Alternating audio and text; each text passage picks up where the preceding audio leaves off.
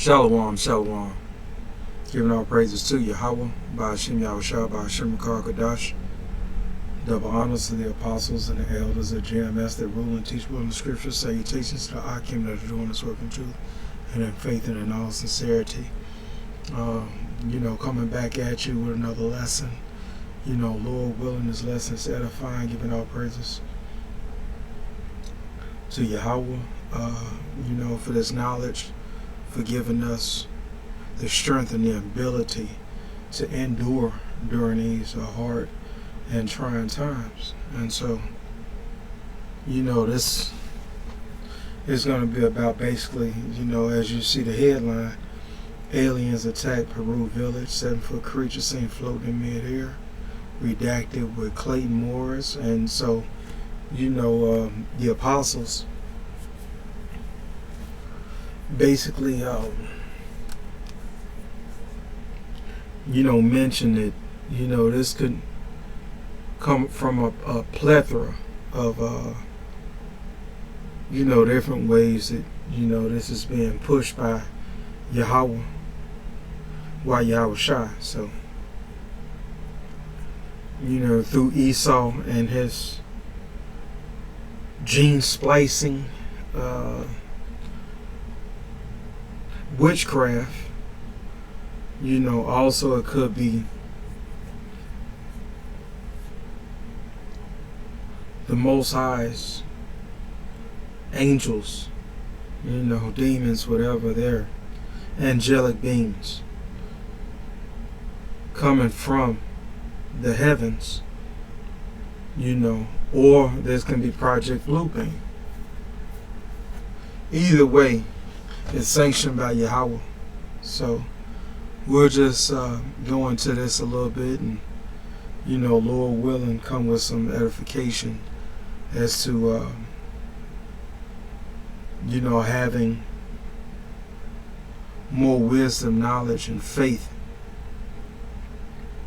Okay. To know that Yahweh is bringing, he's going to bring the pain. I promise you. Because it was written, so shall it be done. On a group of Peruvian villagers in the Amazon by a group of ETs. Yes, extraterrestrial beings. This is all over the Peruvian news over the past few days. Was this faked?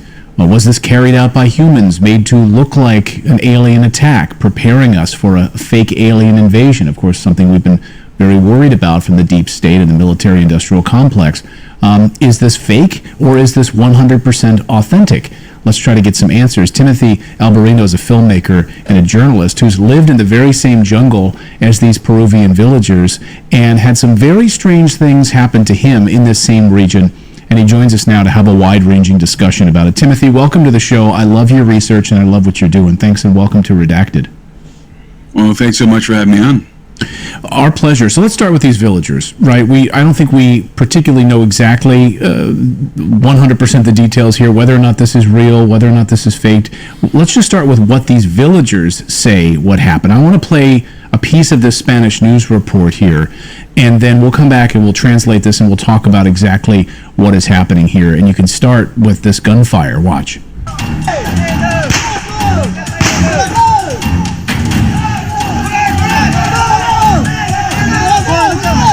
Se trata de habitantes de la tribu Iquitu del distrito de Alto Nanay en Loreto, quienes denuncian ser víctimas de violentos ataques por parte de seres desconocidos. Necesitamos apoyo para nuestra comunidad. Los niños, mira, se ve, los niños no duermen, están ahí las madres desvelándose, señores. Son extraterrestres estos señores, son vestidos con blindados, son tipo del hombre verde que parecía el hombre araña, igualitos, son señores. Yo les valió 2 veces y no caen, en vez de que caen se elevan y se desaparecen, señores. Now, one thing I can say is, from what my knowledge is and what I know, basically I speak as a man, but a lot of the times when they, try to do things, such as this particular incident, and they're striking fear into the people, for some reason, for some strange reason or another, the camera's always blurred out. You can never see any clear footage of what's going on. And I understand that they in Peru, they in a so-called third world country, but that's neither here nor there. And so this is questionable as far as the film. Okay, as far as the movement that Yahweh makes is not questionable. Okay, so we saw gunfire, it's dark. We hear the tribal leader talking about this. What was he saying, and what were we seeing in these first few seconds of this news report? Okay, so this incident began when a 15-year-old girl was abducted by strange beings in the jungle. She's from this village. These are the Iquitu tribe, members of the Iquitu tribe. It's the village of San Antonio. It's in the district of Alto Nanay, near Iquitos. And apparently this 15-year-old girl was abducted, and she was able to break free from her captors. She ran back to the village. She sustained lacerations to her neck. There's pictures of her online with her neck bandaged up and bloodied. And you can actually see the lacerations. And when the villagers found her, she was in a state of shock. I read that she was in shock for a few hours, couldn't talk. She was just terrorized, absolutely terrorized by whatever had happened to her. And at first, I think the villagers, they didn't know what happened to her. They assumed that whoever had attempted to abduct her were human perpetrators, and so they Now, might I add, the different other types of events where, there are so-called aliens. They were definitely at least 7 feet. Okay, so that's actually true, but what Esau Edom is trying to do is he's trying to strike fear into the hearts of the people so that he can gain their allegiance to fight against the angelic powers of the creator of the heavens and the earth. So I'll continue. They grabbed their guns and they started running through the jungle looking for these individuals. And instead of finding human beings, what they encountered, ostensibly, were these strange entities, which the villagers themselves are calling extraterrestrials, definitively. They're very unambiguous about this. And in that video, that's what that gentleman is saying. He is the leader of the tribe in that particular village. And they've been terrorized not just one day, but ongoing for weeks. And this has been happening primarily at nighttime. He said that they're not sleeping. The videos that have surfaced show these guys shining their flashlights around the trees that surround the village. They're shouting. They're obviously in a genuine state of terror.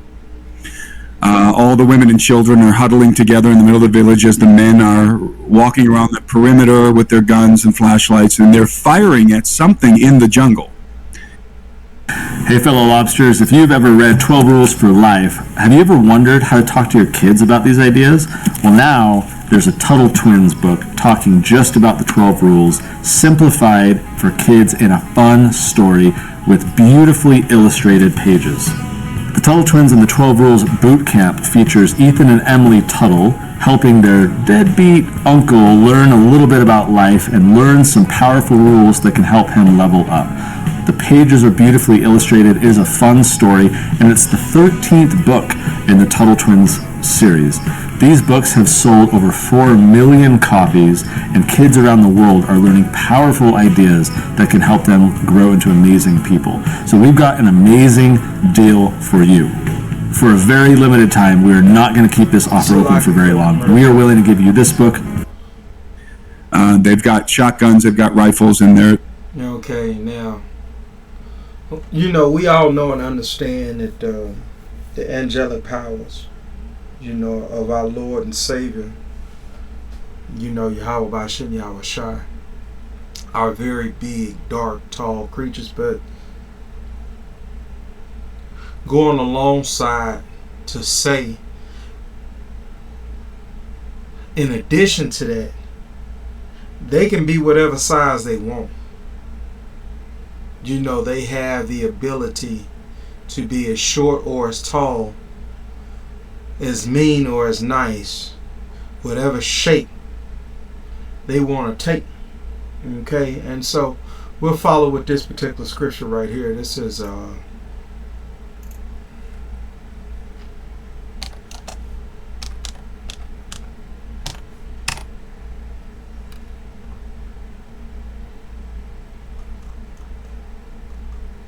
dang. Oops.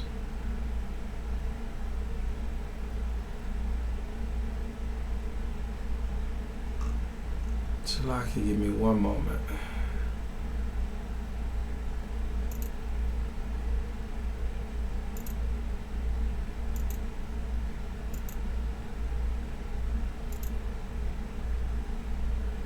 Okay, this is 2 Kings chapter 6 verse 16, and it reads, okay, we'll start with 2 Kings 6 and 15, and this is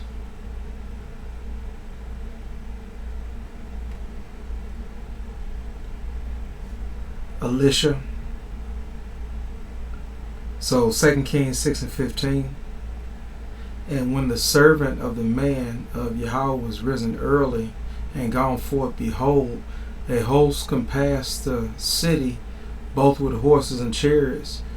And his servant said unto him, Alas, my master, how shall we do?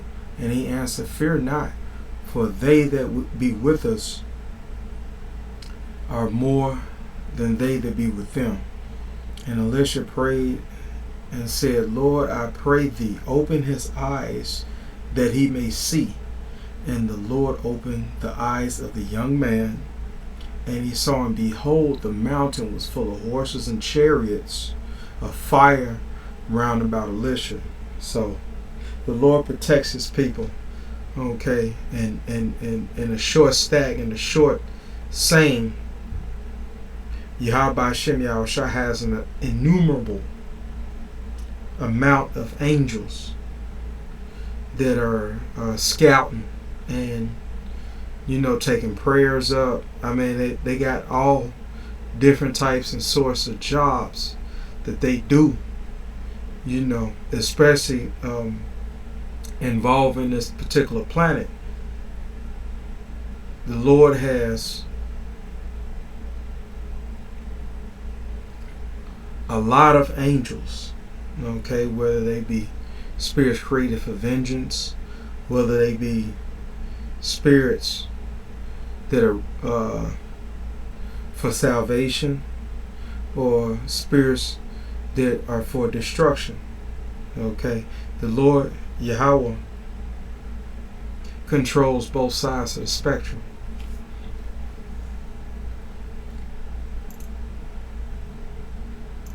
They're shooting at something in the jungle, and according to these gentlemen, these villagers, what they're seeing are 7-foot tall entities that are arrayed in silver armored bodysuits.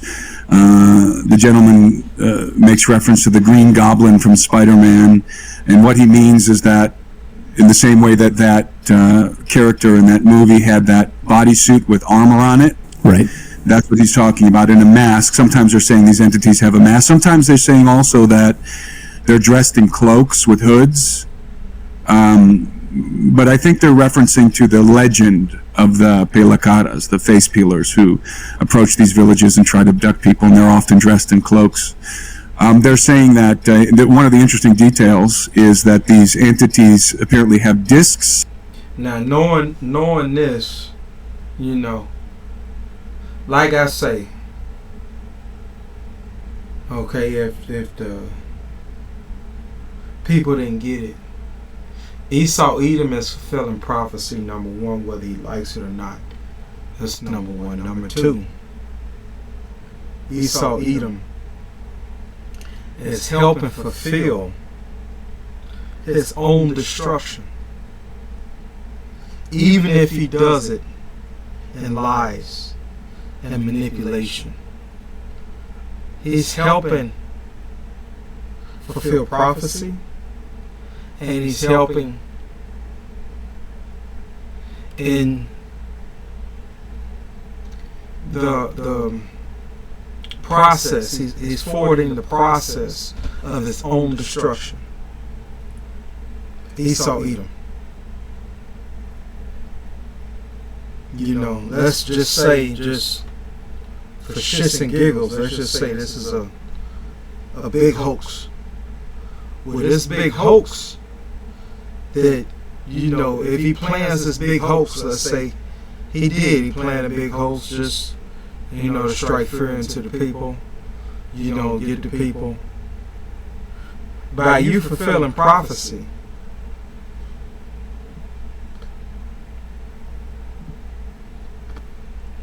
that lets the men and the Lord know that there's an imminent end to the rulership of this kingdom. Okay, let's go to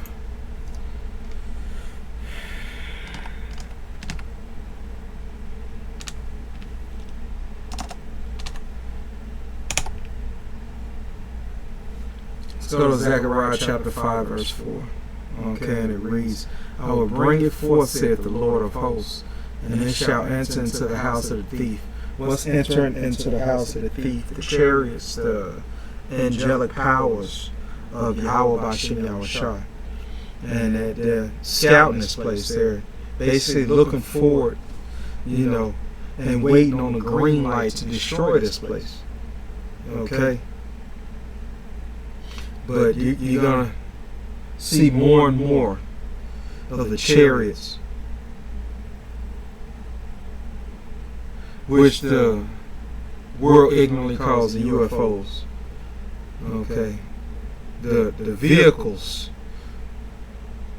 of the angelic powers of the Most High.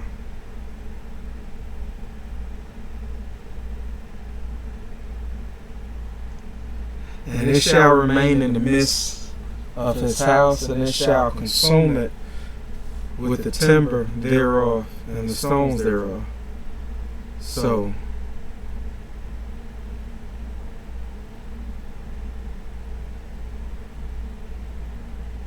Zechariah, we'll jump up Zechariah chapter 5 verse 3. Then said he unto me, this is the curse that goeth forth over the face of the earth. For every one that stealeth shall be cut off on this side according to it. And every one that sweareth shall be cut off as on that side according to it. So,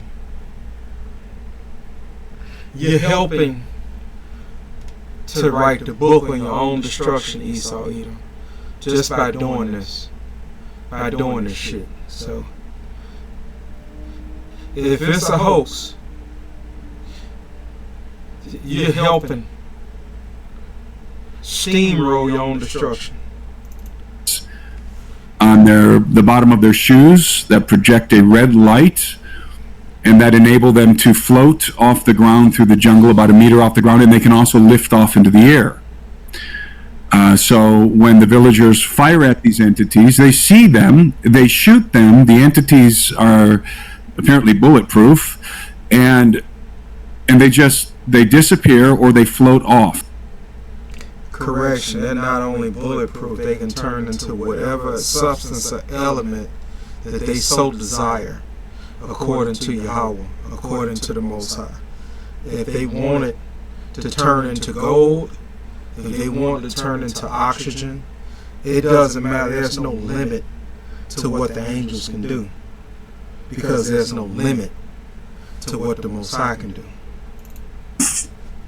Into the jungle.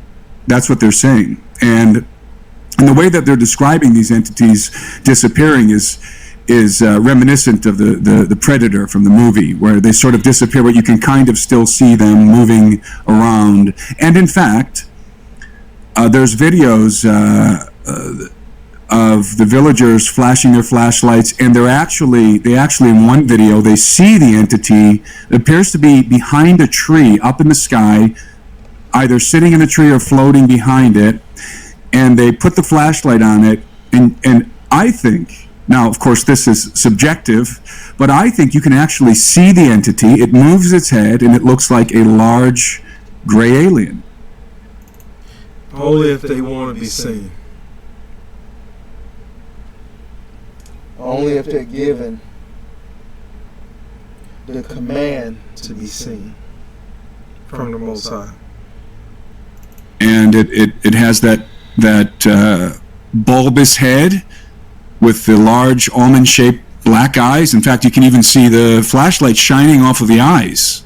And it slightly moves its head around. And I believe that is actually what these natives are encountering, and what they're shooting at are these beings that they're seeing with their flashlights at nighttime. So I don't know what exactly is occurring there. I can't confirm or deny any of it, but I will tell you this. The villagers were so distraught that they demanded the presence of the Navy to come and help them with this problem, to protect them, to defend them against whatever this is that's attacking them. They haven't been getting sleep. They've been staying up all night, the men, in a state of vigilance, and they're very distraught. I mean, that is for sure. Whatever's going on, these people are very disturbed by what's happening. The Navy showed up. The police were on the scene. They did an investigation, and what did they conclude? I believe today, the Peruvian press, by the way, has been taking this very seriously. I was going to say, in a lot of the reports I've watched out of Peru, you'd think that you do it how the United States does it, sort of jokingly. They'll play X-Files music, behind it. They'll say, now to a funny story in Las Vegas where a group of people think they saw aliens in their backyard. They didn't handle it that way at all. The Peruvian press across the board has been treating this as very serious. Gravely serious. That's how they've been treating it. Interestingly enough, today there's an official narrative coming out from the Peruvian government. From the Peruvian government, the Navy is saying we investigated and we've determined that it's minors. It's illegal minors. It's illegal minors. So there is a historical precedent for this. The minors, when the minors want to operate in a particular area, especially if there's a native tribe in the area who have legal right to the land, they'll try and scare them off, and they will use one of the many legends. There's many legends of different things in the jungle, paranormal stuff, and they will dress up and pretend that they're the Chukchuyaki, for example, and run around and try and scare the villagers away off of the land that they want to mine. And they're mining both on land, but primarily in the water. They dump mercury in the water. It's a very destructive form of mining, and it's illegal. And they have done that in the past, but like you said, they're not so sophisticated that they can float around in the jungle, A, and B, they're certainly not bulletproof. Right. And these miners are not going to continually harass a village that is shooting at them with rifles and shotguns. Right. And now with all the media attention, and they've been repeatedly, even despite the media attention, right? So you have cameras there now, and this has been happening in multiple locations. In fact, recently, it seems like about a month and a half to maybe 2 months ago, another report of this sort of Pellicata story, this idea of the face peelers. A man's body is found right in, I don't know if it was in the water or nearby, with his face like entirely removed, almost like surgically removed. But you lived in these villages. You lived in this area of the jungle, and you experienced some pretty remarkable things as well. Can you talk a little bit about that, what you saw when you were there? I can't go into detail because it would take a very long time, but let's just say that I've experienced paranormal activity in the jungle in those areas, and I've never taken ayahuasca, by the way. In fact, I dropped out of high school, moved to the Amazon when I was 18 years old, and I spent a lot of time in the jungle, and I lived with the villagers. I lived with with hunters and with lumberjacks, very, very close to this region, basically in the same jungle. And I know a lot about their legends. As I said, I've had my own experiences, not with this, not anything exactly like this, but different kinds of paranormal experiences. But what's interesting is this legend of the Pelacaras. Now, this is an old legend in the jungle, and it's a living legend. It's not something that used to happen. This is ongoing. This is something that the jungle people will tell you about. The Pelacaras. Pelacara means face peelers. And the legend says that these entities, these face peelers, abduct people from the villages and they mutilate them. much like the cattle mutilations that we're all familiar with in the United States. Here. This is 2nd Ezra, chapter 16, verse 19. Behold, famine and plague, tribulation, and anguish are sent as scourges for amendment. For all these things they shall not turn from their wickedness. Okay, and so the Most High is going to send an innumerable amount of angels as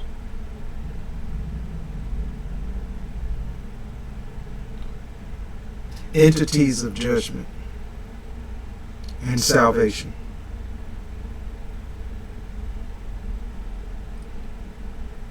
So I close it out here, giving all praises to Yahweh, Ba'ashem, Yahushua, Ba'ashem, Rakakadash, Shabbat, the city apostles and the elders, the GMS, the rulings, his word and description, salutation to all Hakim and doing this word in truth and faith and in all sincerity. Until next time, Shalom.